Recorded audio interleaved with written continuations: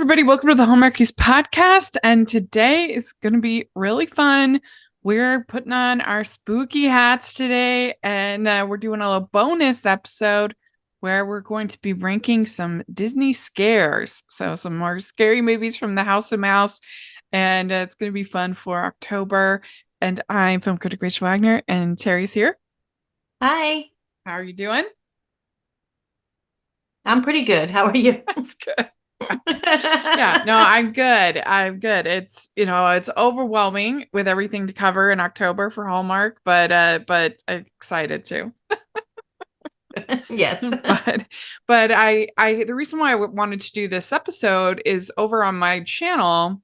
I have this Disney Scares month every October, and I've been doing it since 2016. So this is actually my 9th year doing Disney Scares month, and so I have over 40 reviews as part of Disney Scares month, and it's a lot of fun, and it's a way to kind of I feel like share, because it's family movie night. It's a way to share spooky movies, movies that are good for Halloween, that are family, appropriate, and so anyway, it's been a lot of fun and a way to introduce myself to some new movies. I just thought it would be fun to hear which ones of these 44 that were your favorites of these films, and so thanks for doing this with me.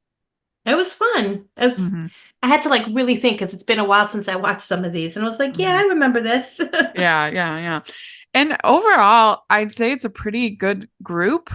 And there's a lot of pretty entertaining DComs that are Halloween related. I think Yes. it's the strength of the medium for some reason. There's just a lot of Halloween themed DComs. Yeah, because it's fun. Yeah. That's back Yeah. when people used to like do Halloween stuff. And there's a couple that I thought might be spooky, but that didn't actually Yeah. end up being spooky. So they're in the list, and people might be like, why are they on this list? Like Blackbeard's Ghost, because it has Yeah. ghost in it. I thought maybe that might be, but it's really just a comedy. And the Escape to Witch Mountain movie, those aren't, I thought Witch, like it might be, but they're not Yeah. really No. scary. But so that's why there's some weird ones on the list. But but let's dive in. Let's talk about our top 10. What do you have at number 10? I have the black hole. Okay, yeah, that would be Which another one that I thought Yeah, might be it's not, it's scary. more of, yeah, but it's more like psychological. Yeah. And this is a movie I watched a lot on TV as a kid that I completely forgot about until I saw it on your list. And I was like, oh Hmm. my gosh, I used to love it. I used to give all the time on TV. And it kind of reminded me of Forbidden Planet from the Hmm. 1950s. Well, and But it's kind of it has Star Trek vibes, it has Star oh Wars yeah, vibes. It's kind of got all of that. And it was the yeah, year after totally. Star Wars. Yeah, and very true. Like inspired, but they went a step above with some of the technology and filming that they were doing. So they went out all out because it was in. Hmm. And I think it started Touchstone, right? It's the first Touchstone Oh, is picture. it? I don't I know. think, or it inspired Yeah. Disney to start Touchstone Mm-hmm. because it was a little bit high, more not adultish, but a little bit more mature than some of the other Disney movies at the time. But yeah, I mean, what a cast this has. It has like Anthony Perkins, Robert Forster, like Ernest Bernheim, Roddy McDowall, like so many people in this movie. But it's basically they're in outer space. I haven't seen this one in a while, but they're in outer space, and there's robots. Of course, there is. This is the era of robots in outer space. Yeah. I mean, that went on for like 30 years, Yeah. robots in outer space, and they just, they're like deep into space and they're near a black hole and they find this missing ship and it looks abandoned, but the scientist on the ship, that was the ship his father Mm. was on that he disappeared, and he also has some kind of telepathic Never go on power. those abandoned ships. It always Never. And leads he to also had, trouble. yeah, so there's a little, also he has like a little bit of telepathy. Of Hmm. course, when they get on the ship, it's not abandoned. One dude is there with and a bunch of robots or whatever they're called, like with a sad story, like they got no faces, they're all black. Like, oh, I sent the crew back, to Earth, and I've been studying this black hole, and you know, long story short, don't ever trust a dude who's left alone and says there. They find out that these robots they don't call them robots. I forgot what they call them, but they're really the crew who have been lobotomized and have been turned into partial robots, and because they tried to mutiny. And so shenanigans happen, and it's like there's a lot of tension. Like, I don't believe this dude. This dude's lying. And then, boom, of course he is. And they get sucked into the black hole, and they have to try to escape. And it's really bizarre because I think an angel figure saves them right at the end, that carries the good guys away. But it's like so bizarre, but it is very. Remember being mesmerized by, like, I didn't watch Star Wars as a kid. I watched that as an adult, but stuff like this is what I watched as a kid. This was the kind of sci-fi that I got. Yeah. And so yeah, so it was a good flashback to have. Like when I saw it, it was like, oh my gosh. Well, and the production design was so cool. Oh, so good. Yeah. And that robot was so chilling. Oh my gosh, yes. Like they really you could definitely see, like, yeah, inspired by a lot Lost in Space and 2001 and totally, yeah, a lot of different things going on. Totally. So I should be that for Halloween because it's not that hard. But yeah. My number 10 is actually Toy Story of Terror. Oh, I have it slightly a little higher. Okay. Yeah, I think it's, if I had kids of my own, I would hope to be able to introduce them to as many different kinds of genres and styles of filmmaking as I could. Yeah. And because if they never try it, they never get a chance to figure out what they like and what they don't like. And I feel like the nice thing about this Disney Scares Month is that it's a good way, pretty safe choices to test the waters. Because you may have a kid that can't handle any scares and can't handle anything. I was pretty weak. But then there's others who it doesn't bother him at all. My younger brother, he's always been pretty unflappable when it comes to anything scary or anything. And with him, anything that was like the slightly little bit dramatic or sad, like he would get so upset and so worked up. Like he would be like something like A Little Princess, or was way too much. Like he couldn't handle it.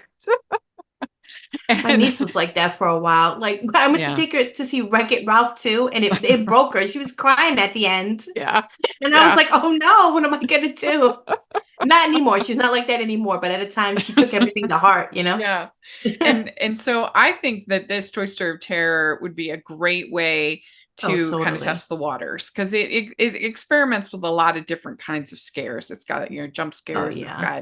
It's got different spooky sounds and it really feels like an homage to sort of Universal monster movies and things like that. And I really love the animation and the lighting and it's just a fun little short. I also like that you've got Jessie, who has this anxiety, being having been put in a box, and so when she's put back into the box, she has this panic attack. So there's kind of sort of talking about that and dealing with it. So that's always good. And it's a fun little short. I think it's 30 minutes. Yeah, it was really nice. I remember seeing it on ABC because I tuned into it. Yeah. Because it was so much fun to see the Toy Story gang back, because this was after the third movie. We had a couple of like shorts, and then this was like a special. And then the Christmas special, which I loved too. And it was so much fun, because it was like we hadn't had Toy Story in a bit. Yeah. And so everybody came back for it. And I agree. It's fun. I love the animation. It's like 22 minutes. So it's it's totally, like an episode of a television show, kind of. Yeah. So what do you have at number 9? Okay, so another staple from my childhood, The Watcher in the Woods, because it has Betty Davis. Yeah. And I love Betty Davis. Yeah. I debated whether to put this, but I was like, I think I'm going to keep it low. I don't know. This was a hard ranking for some of the stuff. It was. But like this movie is bonkers, Rachel, because it has a bonkers twist, okay? And you're like, well, I didn't see that coming. I remember when I was a kid, I was like, I did not see this Yeah. coming. Because basically it's like they're Americans and they moved to England, right? And they're renting this manor, this family. And Betty Davis is the owner of the house and she lives in the guest house on the property. And the little girl looks very much like her daughter who went missing. I forgot how many years. It's over 20 years Yeah. that she's been missing for a long time. And of course, immediately she starts seeing weird things. Things are happening in the forest. Hmm. And then a hermit pops out of nowhere saying, I was there, freaky stuff was going on, and a lunar eclipse, some kind of like seance or something. And so like kids being kids, they're like, oh, we know how to fix this. Let's just recreate everything that happened all them years ago, right? So this movie came out in 1980, but boom, it's aliens. And you're like, what? It's like aliens in another dimension, right, Rachel? They're Yeah. stuck between dimensions. And I remember watching this as a kid going, what? Because I thought it was like, oh, this is going to be some kind of ritual, like Satan worshiping witchcraft stuff. That was all in my mind, you know? And then it gets to the part, it was like, nah, it's an alien. They're stuck in the dimension. And I was like, what? I'm sorry I spoiled it, people, but it is a 40, Yeah, it is a 46-year-old surprise. movie. Yeah, I mean, Sorry. and I think that this is like pushing the boundaries for some people. This will be too Oh, scary yeah. for a lot of people. So, Oh, sure, you yeah. you've been warned. But I love the fact that Disney went there and Hmm. that they tested the water.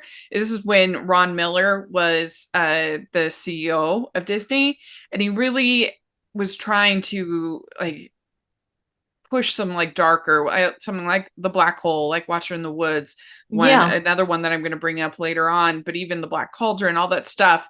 And then once Michael Eisner got on, there's Jeffrey Katzenberg and then Michael Yeah. Eisner, and things just they moved away from that sort of gritty, interesting Return to Oz. That would be another one. Yeah. That it was an interesting experimental time, and I'm always fascinated when Totally. we have these sort of experimental periods on the part of Disney And because they I do usually not are think that they would make a movie like this for families or for like younger families anyway, no, because this is a kids movie, like a kids horror movie, yeah, and they would it no is. way make it like this today. No Yeah, way. I mean, they did a remake for Lifetime, which was actually like it was I have not okay. seen that one. I know it exists, but I've never seen it. Yeah, it wasn't terrible. It's not like great, but it's not terrible. Yeah. I mean, I feel like Angelica Houston is a pretty good sub out for Betty Davis, Oh, and that's what sure, they yeah. got, and like it's pretty solid, but they do change things quite a bit, particularly the ending. Yeah. And Well, yeah, I mean, they would. I mean, I feel, you know what? I shouldn't have spoiled it, but I'm sorry. It's a 46-year-old movie, but I shouldn't have spoiled it. But I was like, boom. I'll just never forget my yeah. reaction to like, what? I loved it though. Yeah, it has really great Yeah. atmosphere. Great performance from Betty Davis. It's just when she's writing murder on the Oh, window, and like yeah. oh. And I like the fact that when the spirit is present, there's a triangle in the glass in Hmm. the mirror and in the window. And That's why I thought it was all witches when I was watching it. I was like, oh, yeah, we're going to get some witchcraft stuff. They really trick you. because in the remake they have it be a cross, which I feel like is way less interesting. Like that's way more predictable of like the religious symbolism. Oh, And so to yeah. have it be a triangle is sort of it like feeds your curiosity a little bit more of like Yeah. what is happening. And I don't know, I just think it's more creative than the cross. But yeah, I have a little higher. It's Yeah. the acting the lead girl is not the best. But but Kids, that's the really Rachel. only Not all dock kids against got it. it. Lynn Holly Yeah. Johnson. I mean, Kyle Richards, who was then in Halloween, Oh had my been in gosh, that's Halloween. right. She's Just a Real Housewives now, right? yeah, she'd been in Mm, Halloween 2 years before, and she's good, but just yeah. the lead young lady isn't the best. But uh, Ho, ho, ho. We'd like to take a second and thank our sponsor for this episode of the podcast. It's the Hallmarkies Patreon. Do you love Hallmarky's podcast, especially at Christmas? Do you enjoy the holiday previews, recaps, interviews, and bonus episodes? If the answer is yes, please consider supporting the Hallmarkies Patreon. We need your help to do what we do both during the Christmas season and all year round. But not only do you help a podcast led by strong, independent women by becoming a Patreon, you get to become a part of the Hallmarkies family. Starting at only $2 a month as a patron, you will have access to our Facebook Patreon group where we talk about the movies, shows, and more all year. We also have many monthly patron watch-alongs with guests like Lacey Chabert, Natalie Hall, Paul Campbell, Mary Lou Henner, and more, giving their behind-the-scenes details of their films. As a patron, you also have the chance to provide input into the podcast and even join us at different tiers.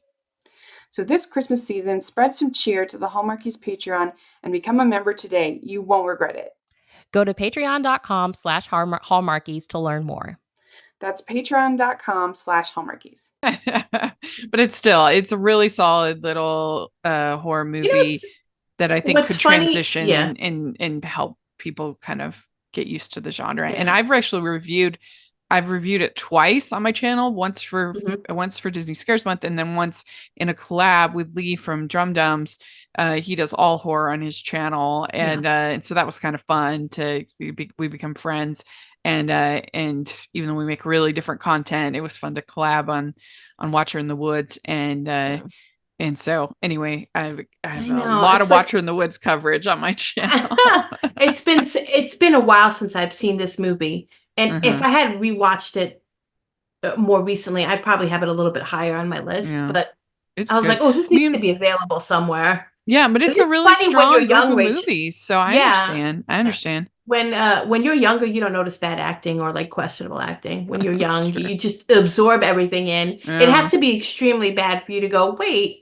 And when you get older, you're like, you know? That's true. When you rewatch something as an adult, you're like, My number 9 is a silly one. It's Ernest Scared Stupid.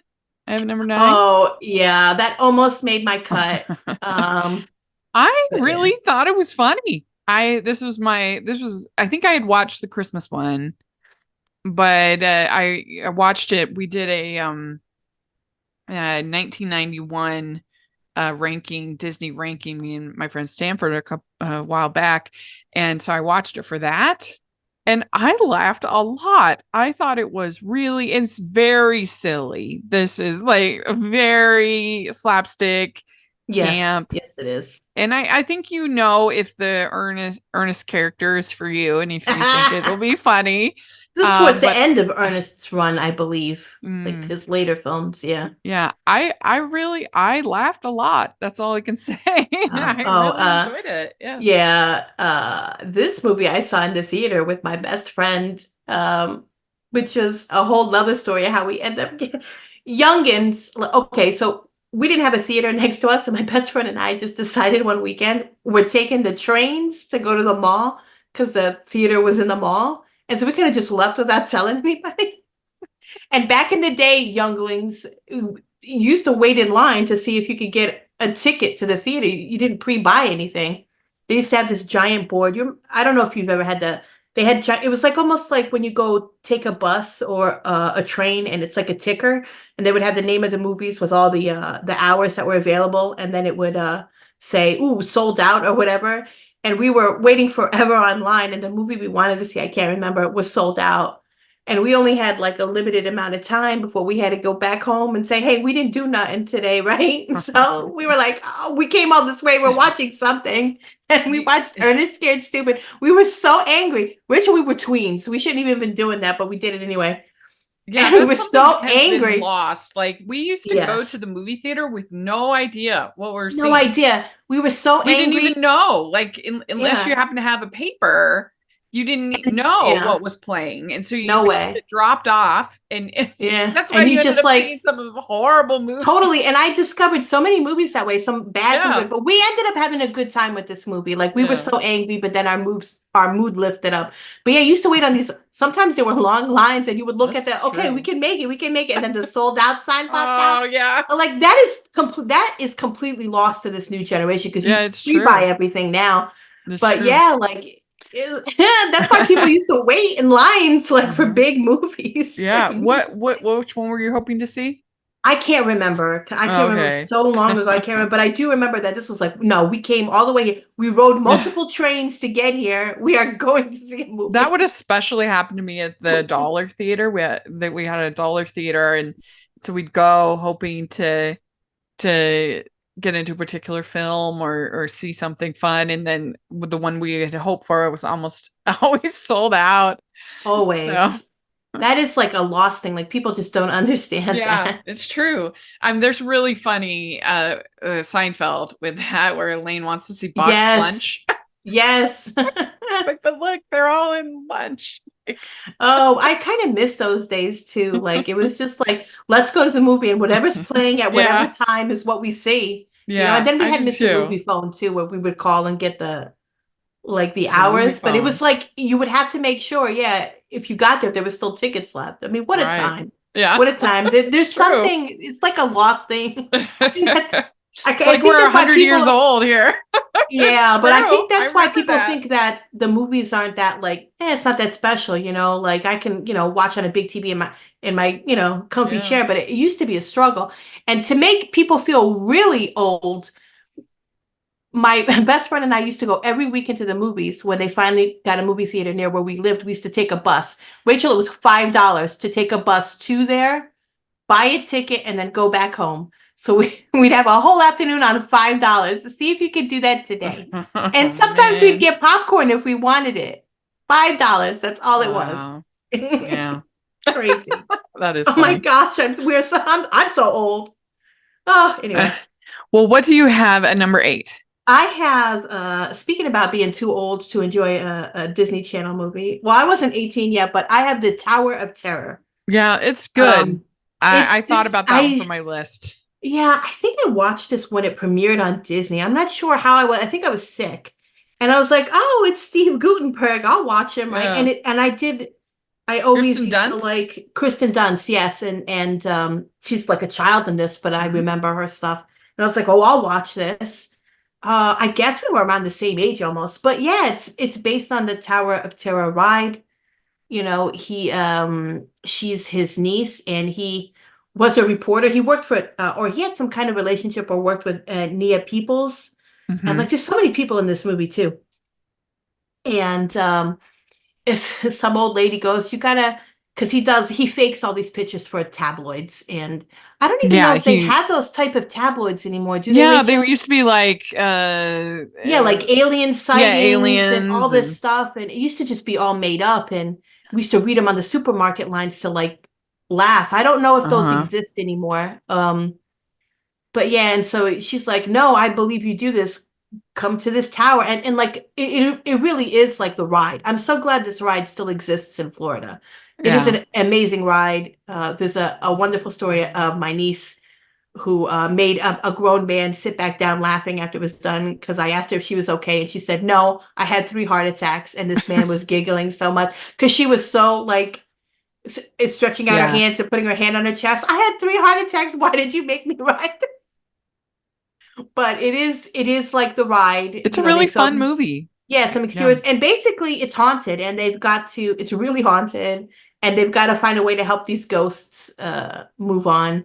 And there's a twist to it and it's really fun. And I mean, this was kind of, the 90s were a great era for Disney Channel like movies, like TV movies, because they looked good. They had like incredible cast. You wouldn't expect like people like that high up would be in those type of movies back then, but it were, and they were so much fun, and they didn't dumb it down or infantilize it, because sometimes we watch things for kids today and it's too babyish, right? And you're like, come on, they could use a little bit more, they're not.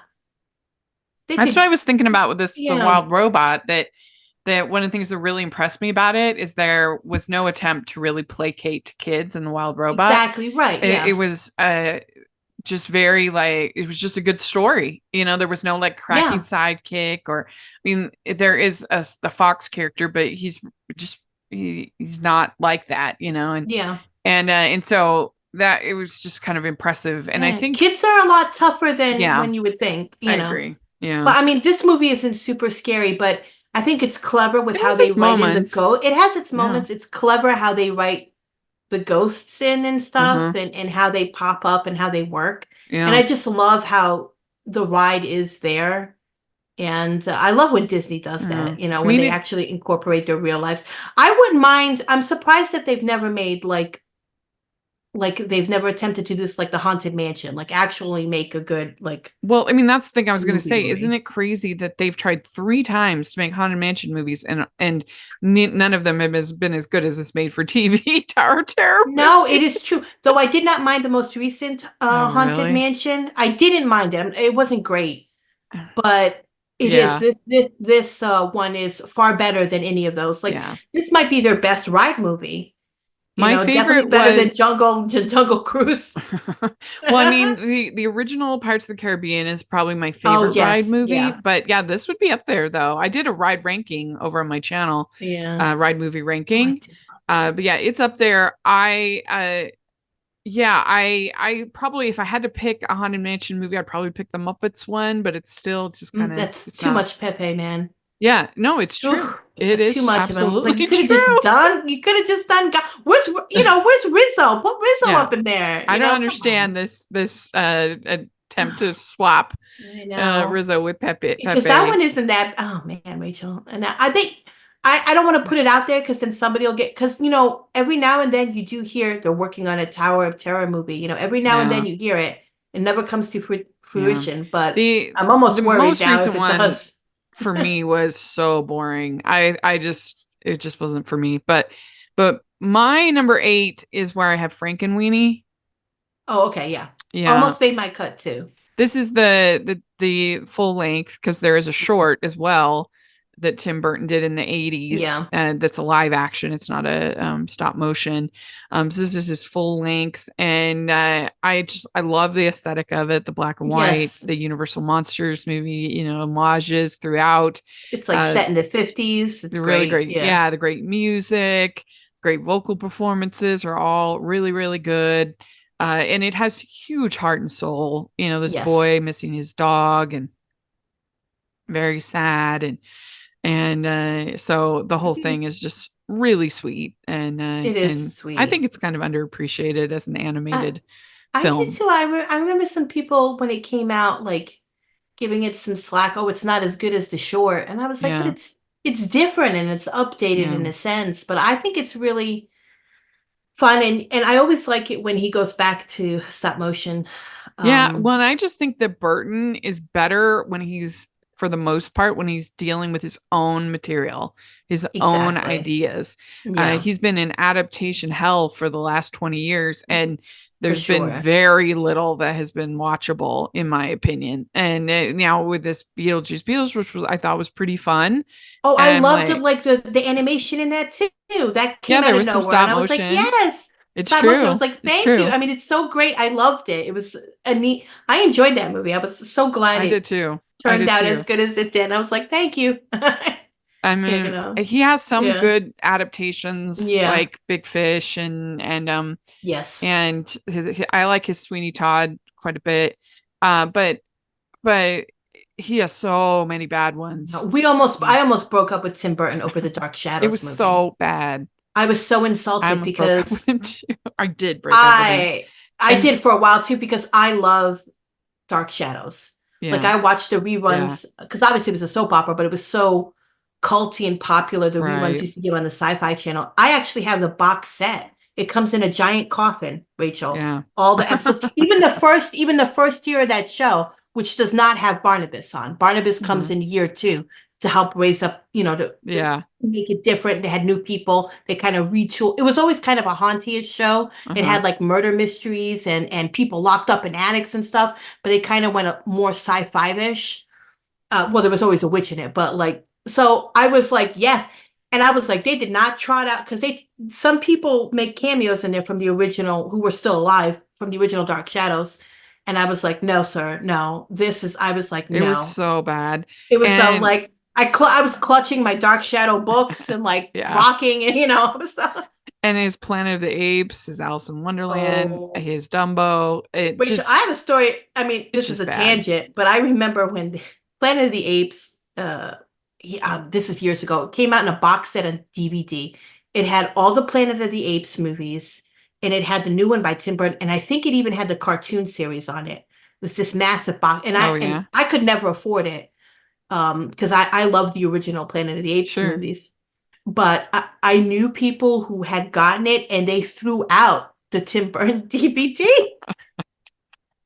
from the set. Yeah. And they were like, what? They literally, they threw it out. It's so bad. Yeah. Well, what do you have at 7? This is where I have Toy Story of Terror. It is delightful. It's really fun. I wish that they would do more of those. Instead of going back and doing a Toy Story 5, go back and do some shorts and like, I guess they would air it to Disney Plus now, but this gave on ABC. Or even those ones they did with Forky. Fun, or the Monsters at Work. Like, they've done some different shorts. Yeah, they have done, like, go back and like do some, a short movie, like a special, especially because you have so many holidays that you can, Thanksgiving, yeah, because they've done a Christmas one. Yeah, they've done the one where they go to Hawaii. Yeah. In Toy Story. That's so funny. Yeah, it's real fun. My number 7 is maybe one people don't think about as much. And if I was just going on the quality of the film, it would probably be a number 1. But I was thinking of like really which one's the best scares. But I have Pinocchio at number 7. Oh, okay. I have that much higher because I can see why. Because because as a child, I was on. Yeah, as a child, I was like, I am not comfortable with this. I can see why. It's one of the finest anime films ever made. I mean, just the underwater sequence alone, you're just like, how did they do it? How did they make that? It's unbelievable.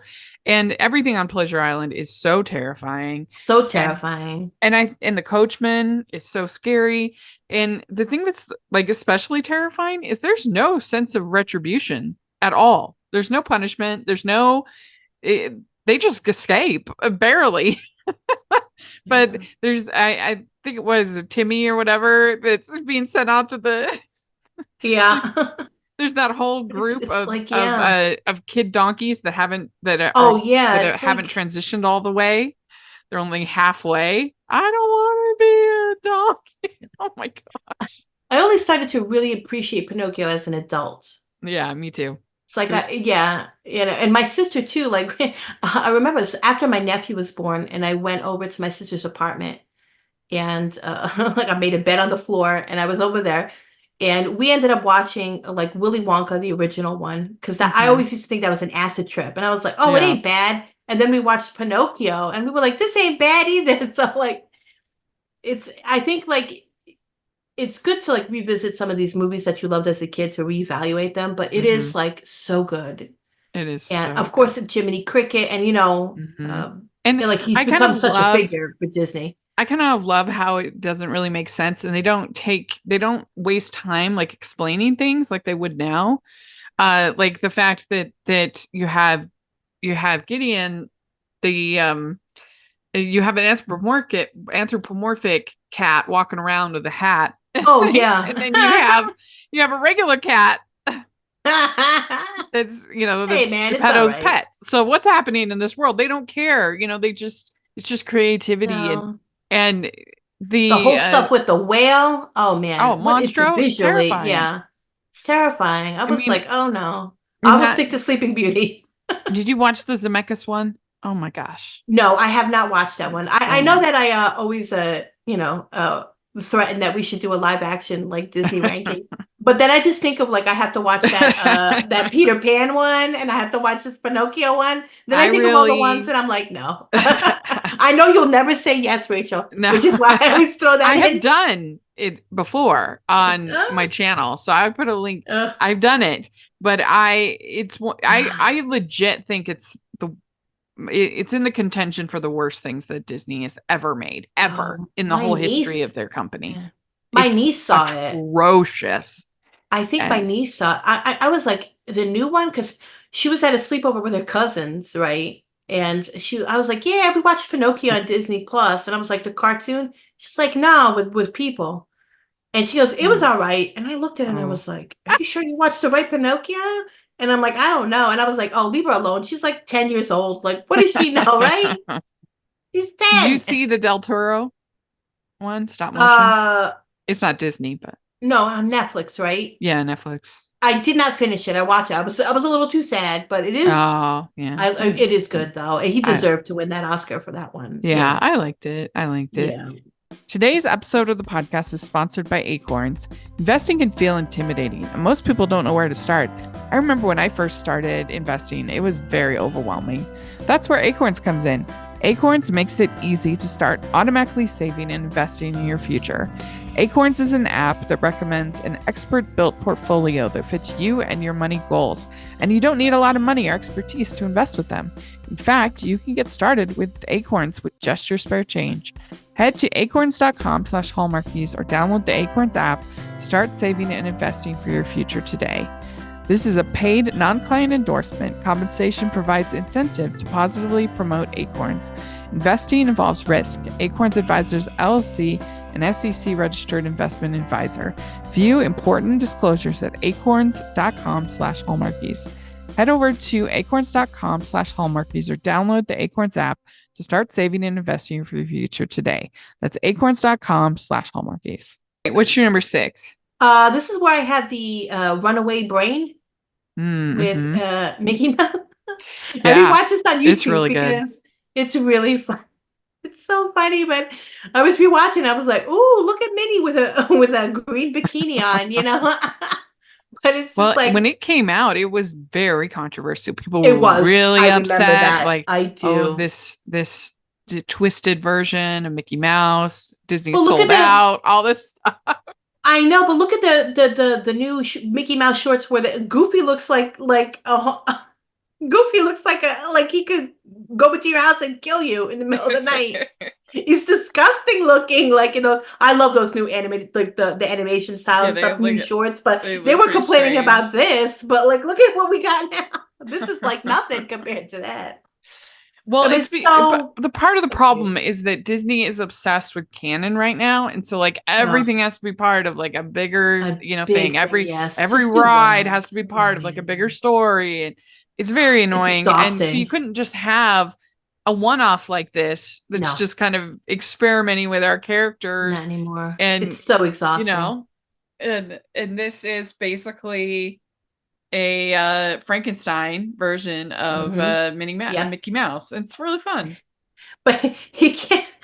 He's too busy playing video games, and Minnie's like, "Did you remember our anniversary?" And he's like, "What? You're gonna make me die, Minnie? Get out of the way!" And then he's like, "Yeah, we're going to Hawaii." And sees it costs $999, and he's like, "Oh no!" Yeah. It's a lot of fun. Of course, Pete is the monster. Yes. And this is a time. I can't remember if the Goof Troop show was on at this time, but Pete was always a cat. And then I started questioning everything when the Goof Troop show came out. I was like, are they trying to make Pete a dog now? Do you remember that?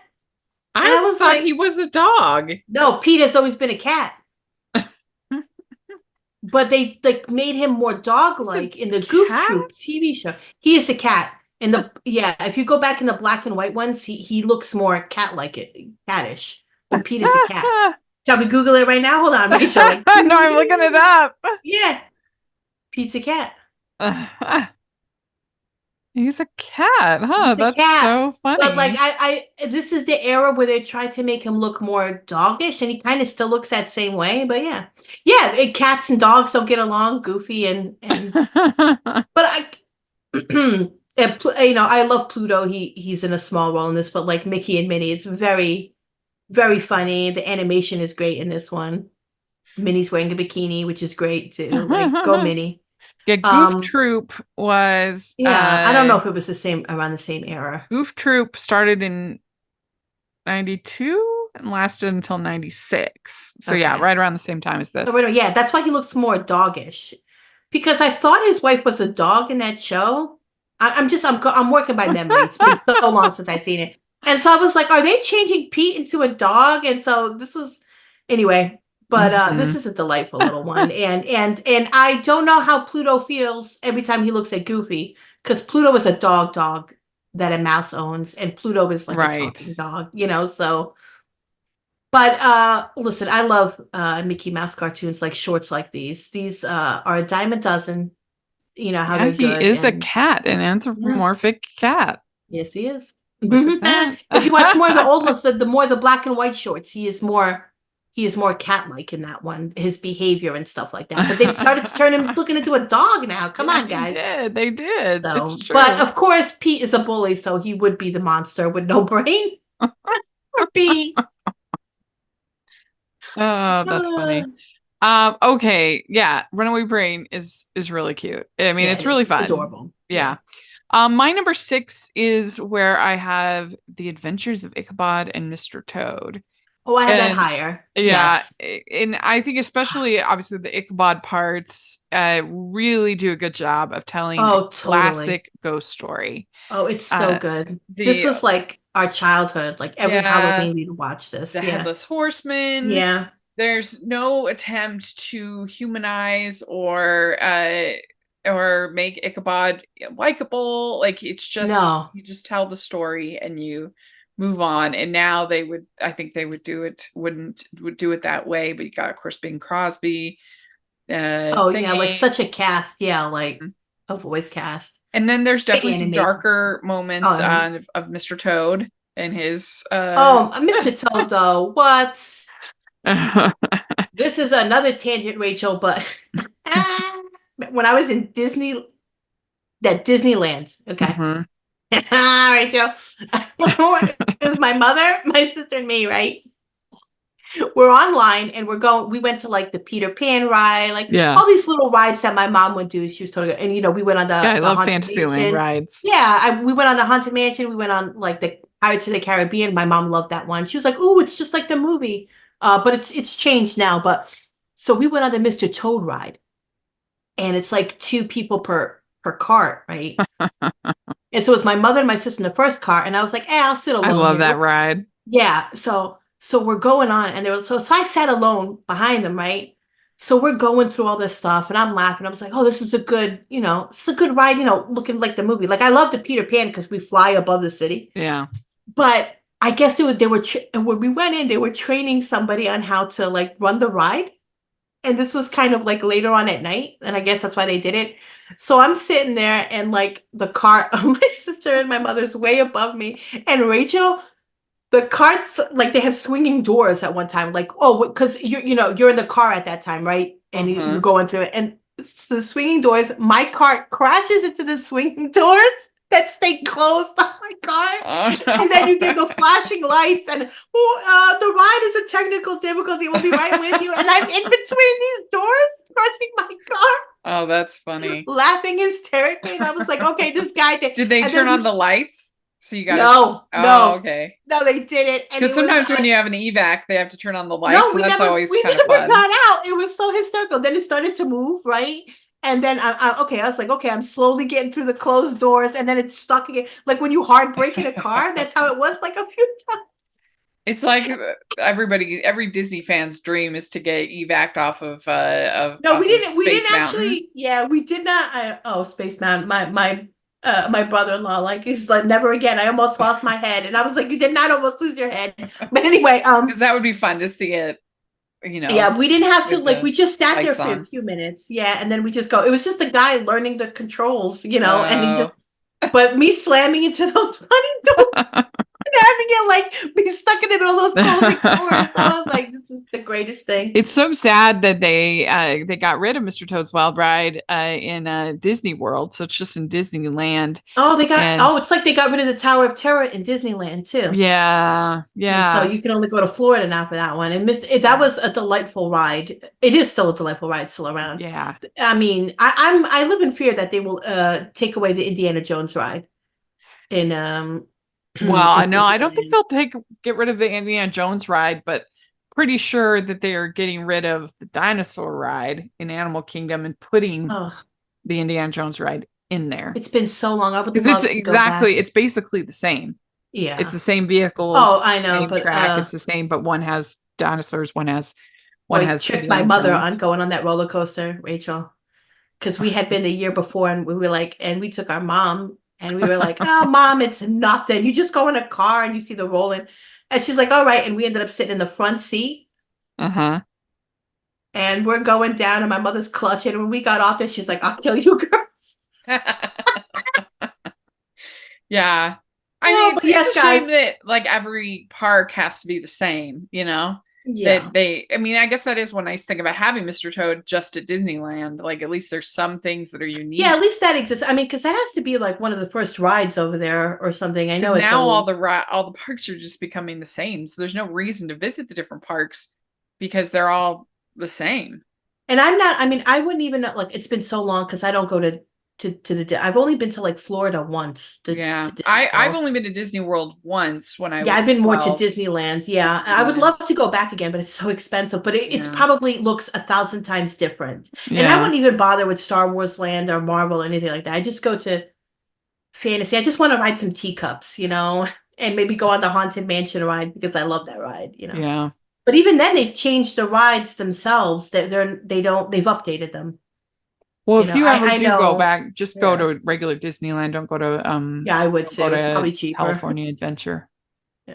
That I've never been because it was under construction the last time. Oh, really? So that's been a while. It's been so long. Yeah. Well, what do you have at 5? I debated this one, but I decided to put Werewolf by Night on it on my list. It was really fun. This was really fun. I just loved it being in black and white. And the homage to like the classic Monsters movie. And I'm almost glad that they haven't done anything more with this character because I'm afraid it would get like swallowed up in what the MCU is now because everything is just so connected. And I'll just say it, you know, I mean, I screamed when I saw when Man-Thing popped up. I was like, yay, you know, and I for sure thought that they were going to squeeze in a Moon Knight cameo because they worked together in the comics and Moon Knight was out. The miniseries was out by then. But I thought this was probably the best. I mean, I love Loki and I really liked WandaVision and I haven't seen them all, but I think this was kind of the best, one of the best things that Disney has done for television in the MCU on TV proper, the MCU proper on TV. And everything else has kind of been like, you know, and you didn't have to do homework for this one. You really didn't have to do any homework. I mean, you see the Avengers mural and you get it, but you had to do no homework. You didn't have to like take out a notebook. It was just standalone. And I wish they would do more like that. I really do. I wish they could do more, and it was just a right amount of length, and it was just so cool. And then they released it in color, and I was like, why? That takes away everything. Yeah, that made no sense. Watching it in color does take away from the intent, you know, the intent because people the atmosphere, black and white. Yeah, the atmosphere, and I just loved it. Like they're hunting these animals, and it's like one by one, and he's a werewolf, and nobody knows about it, and he's there to save his friend. It's like so much fun, and it's clever, and I try to watch it every Halloween because it's fun. And it's just like, you know, because I'm not happy with the MCU right now, which I loved it so much, but. Guys, they should just blow up the entire universe. Yeah, I just start from scratch again from Fantastic Four. Create, just end it now, have a proper ending, and just start from Fantastic Four again. It's been 20 plus years, Rachel. I think we can restart everything over again. I agree. Like by now you have 17 binders of like how this is connected. It does feel like homework. Yeah, I agree. My number 5 is where I have Watcher in the Woods. Okay, yeah. Good story, good atmosphere. Betty Davis is great. I love the way that it's filmed, the cinematography, the way the camera moves through the woods, and it's just a well-made, entertaining little horror movie. Yeah. I wonder if it's on Blu-ray. Now I got to look that up. Yeah, it's so weird that. I mean, now that they have Logan and they have Deadpool and they're still on Disney Plus, why don't they have Watcher in the Woods? Come on. Yeah. Because the Black Hole is on Disney Plus, right? Yeah, I think so. I no longer have Disney Plus, but really? I would have. It got too expensive, and I was like, I am not. They keep raising the price, and I was like, there ain't nothing here I want to watch. But had I still had it, I totally would have watched the Black Hole. Looking for a nice, warm, fuzzy read about the love story of a married couple? After the Red Carpet by Patricia Levy is the perfect guilty pleasure read to curl up with and turn your brain off for a moment. In this highly anticipated, steamy follow-up to the location shoot, will Ella and Finn finally live the life they've dreamed of? The couple vows to prioritize their romance and live an adventure of their own making. Ella moves into Finn's Beverly Hills mansion and must adjust to his world. Finn is determined to make everything perfect for his betrothed, secretly afraid of losing her. Meanwhile, Ella wants nothing more than to retain her own identity as they build their new life together. All the while, she is writing a philosophical treatise on love, exploring the question, when we love so deeply, where do we end and where does the other begin? Find After the Red Carpet by Patricia Levy wherever you purchase your books or use the affiliate link below. That's After the Red Carpet by Patricia Levy. What do you have at 4? Halloween Town. Yeah, same. I have Halloween Town at 4. Because it's amazing. I love it. And it's so much fun. And it just has fun with the premise. It's not meant to be sophisticated. It's meant to be fun and colorful and what you would think about. Debbie Reynolds is so good, as the grandma. These kids don't know they're witches because their mom is like, I will not have them grow up in witches, and they follow their grandma on a bus to Halloween Town, and it's so and it's just so much fun, and it's a franchise and it's great. And I think 1 and 2 are the best in the 4 films they have. And just stick with those 2. You'll be fine. Well, and it's kind of fun that in the second one, it's where they where Kimberly Joy and her husband met, and now they're married. Yes, that is totally But yeah, they're really good. Okay. The 4th one is the one that we don't talk about because it's have Kimberly. No, I don't think I think at the time I remember reading she wasn't able to do it. But I do know that they wanted kind of to like reboot the franchise in a way. Yeah. And I almost feel like Disney could redo this right now, but I'm also afraid of them redoing it. Yeah. Well, they've done like similar, some of them animated, like Monster High and stuff like that, like with kind of a similar idea. And so I think because the third movie they go to high school. Yeah. So I think that there's something they could do with it, but yeah, they're just really enjoyable. If people think that the only part of the reason, and I don't know if it's on your list or not, but part of the reason why the whole Hocus Pocus thing. Nope, it's not. Okay. The part of the reason why the whole Hocus Pocus thing kind of drives me crazy is that it's an okay movie. I actually don't hate it. I just think it's just an okay movie. And there's so many really fun, look at all the ones we've talked about that are Disney Halloween themed movies that you can watch. And that one gets all the attention. It's all people talk about. And you go to Disneyland and you would think that was the only Halloween movie that anybody made. I mean, it's just everywhere. And it's everywhere. Just like, why did it bombed so hard when it came out too? Like, why did we pick that one as the only, like Halloween movie from Disney? I don't understand. And I have never seen it, Rachel. You've never seen I've never seen Hocus Pocus. And when you were like, can we rank these? I thought this will be fun. And I was like, oh no, I think I might have to watch this movie for Rachel might be making me watch this movie. Not that I had anything against it. I haven't seen it up till now. Why do I need to, right? Well, it has this bizarre subplot of the one teenager getting shamed for being a virgin, and which is bizarre. Well, you cannot do that today. Yeah. Like they would not allow that in a Disney movie today. And like the ladies are fun. I get it. There's a fun musical moment where Bette Midler sings, I got to put a spell on you. I get that. That's enjoyable. I just get frustrated because it like monopolizes all the discussion, and I just feel like there's so many others like Halloween Down that are like worthy of being in that conversation.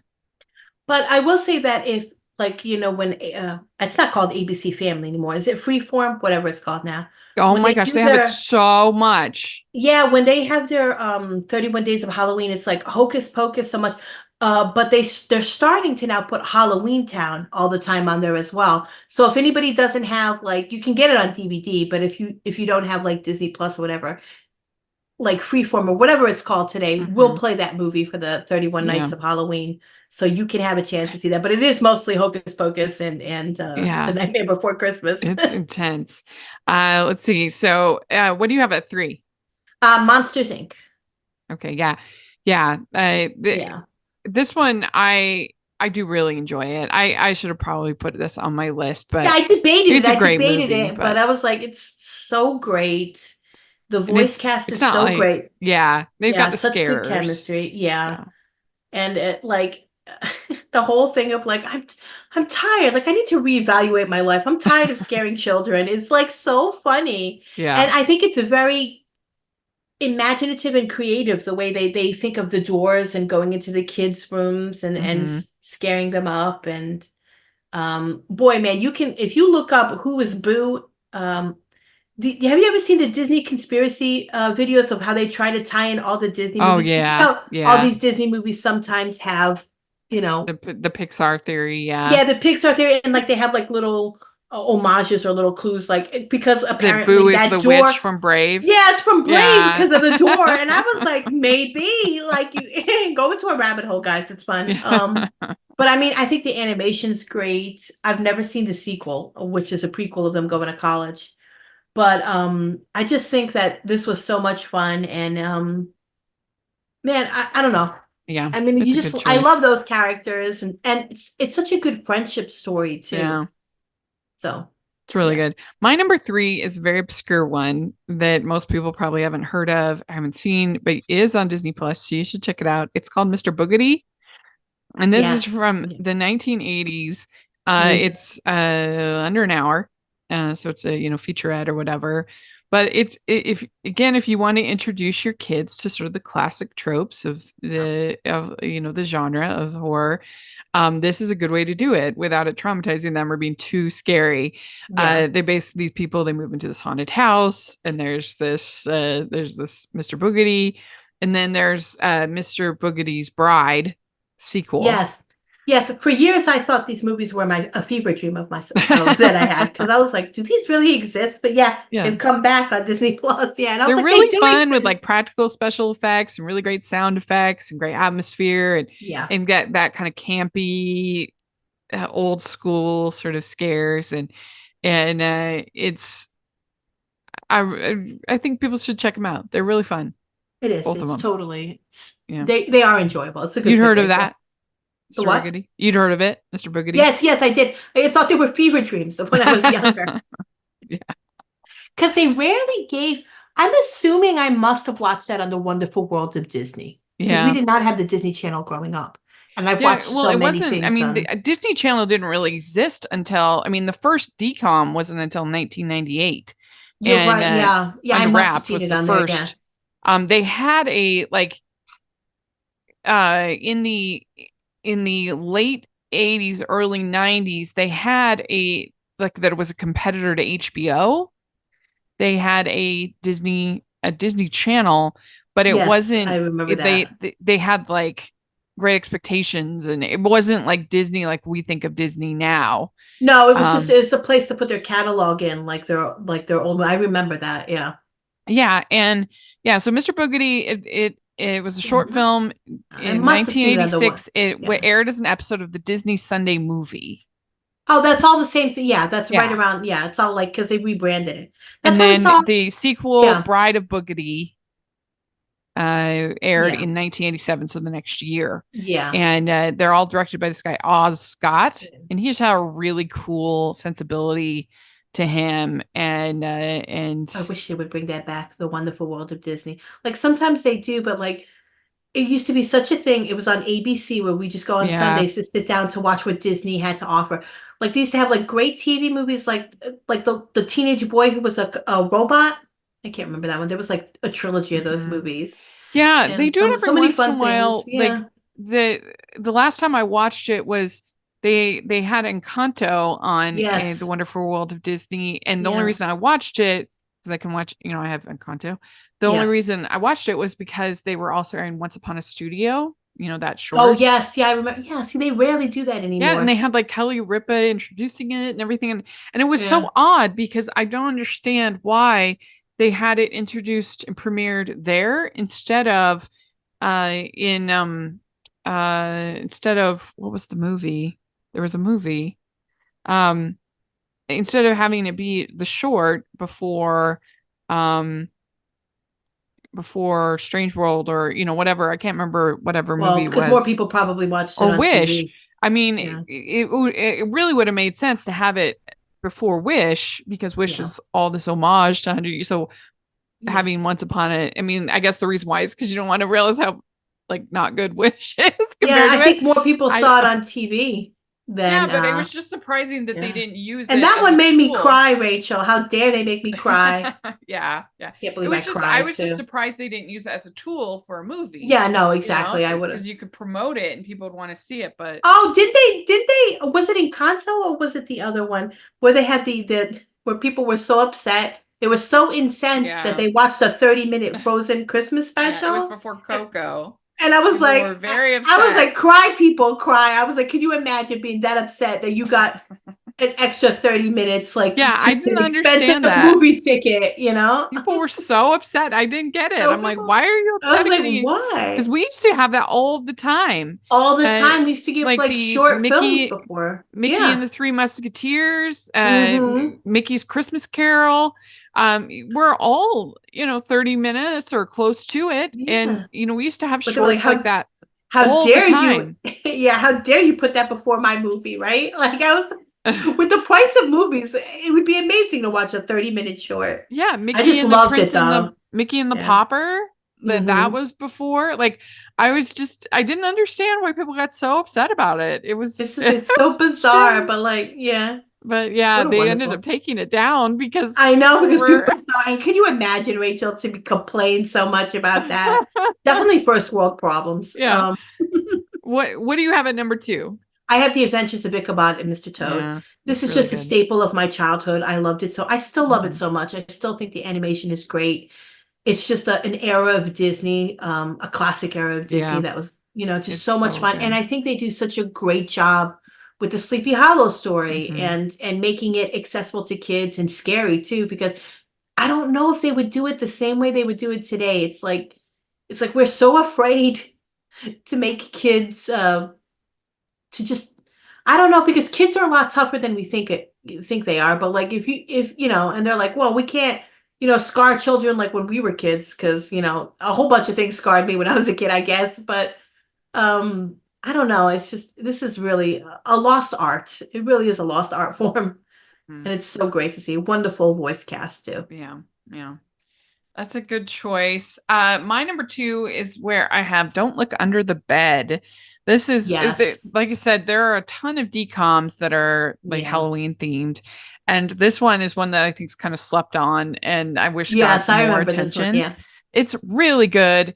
Basically, this girl, she's struggling, and she kind of finds out that there's this boogeyman underneath her bed, and she ends up going into the world of the boogeymans, and the whole thing is all just done so creative. All the world building and everything, especially for their budget, and it has some definite good scares but some good moments when she's sticking up for her brother, and it was actually of note because it had the first interracial kiss in a Disney on Disney Channel. Oh yeah. So which is interesting. You don't even realize that when you think it come so far. Yeah. So I don't know. I just think it's a really I agree. good little I don't movie. remember this one that well, but I remember watching it, and it is fun. I think the 90s. What is the best era for like a Disney movie? I mean, like a Disney movie channel for you? Because like I said, I was already too old to see. Like, I kind of remember the 90s ones, and I was already aging out, so I kind of missed the early 2000s. I mean, they didn't really start until 1997 with Under Wraps, which I also really like. That's considered the first. The Under Wraps is considered the first DCOM. And so really it's that early 2000s that's sort of the cream of the crop when you have Xenon. I think about the ones I watched as a kid, like on ABC, and then I kind of like mix them together thinking that they're all Disney Channel movies when they're not really, but like what a time. I guess that's the golden age. I haven't seen a Disney. Yeah. I just love the practical effects of this and how everything feels and the characters, and I just think it's really good. And some people should check it out. It's a good little horror movie on Disney Channel. But what do you have number one? This is where I have Pinocchio. Yeah, I mean, I just like I said, if I was doing just on quality, it would be. Yeah, totally. I could say it, but I think I put this one at number one because I didn't really get scared much as a kid. Like there were a few things where I was scared, like at the first Freddy Krueger movie that I accidentally saw on TV, and I was like, I can't watch Freddy Krueger again. Actually, I think I watched Freddy Krueger 3 first before it originally. But this was also a movie that I was like, ooh, it's a little too much for me. And then I went back to it a couple of years later, and it's like so good. And I think that I remember like being uncomfortable being young and watching it and not, like, ooh, I think I'll avoid that, Yeah. And then when I fell in love with Poltergeist, I accepted all the scariness in my life, Mm-hmm. So yeah. It's a great movie. Yeah, it is. It's one of the finest films ever made. Mm-hmm. My number one is actually where I have Something Wicked This Way Comes. Okay, yeah. I love this movie. I love the atmosphere. You have Jonathan Pryce playing this kind of carnival man, this barker. He comes into town, and he has this power that he can kind of grant people their greatest desires. And you have one character who really wants to be young and beautiful. One character who, like Jason Robards, plays this older dad, and he's very insecure about it, about being this old man with this child and this boy. And so they at one point they're granting your greatest desire, but also there's a cost to be paid, and that's very creepy and very effective. And it's also really creepy because he's got these tattoos on his hands, and when he pulls his hands out, you see the wish, and you see the thing on his hands come, which is creepy. And there's this whole house of mirrors, and where at one point the lady who wished to be young, she looks into the mirror and she's like sees it's terrifying, and so I love the atmosphere. I love the tone, the music, the performances. I just think it's a really, really good movie. I did a whole piece a few years ago, probably now 10 years ago, all about how it was a hidden gem masterpiece from Disney that deserves more love. And again, this is why I get frustrated with Hocus Pocus, because I'm like, yeah, fine. Like, that's a fun movie, but like, can we talk a little bit more about like these other good movies, that is this one streaming? No, it's not. It's not on Disney Plus. It's not. And I mean, that's just frustrating is there's so many good ones. And this one, it's unbelievable what they have available to them that they don't stream. Yeah. This one, it's not on any streamers. You have to purchase it on DVD, which is really sad because it's a really good movie. And I just think super underappreciated. And I just wish that more people knew about it and watched it, because it's really good.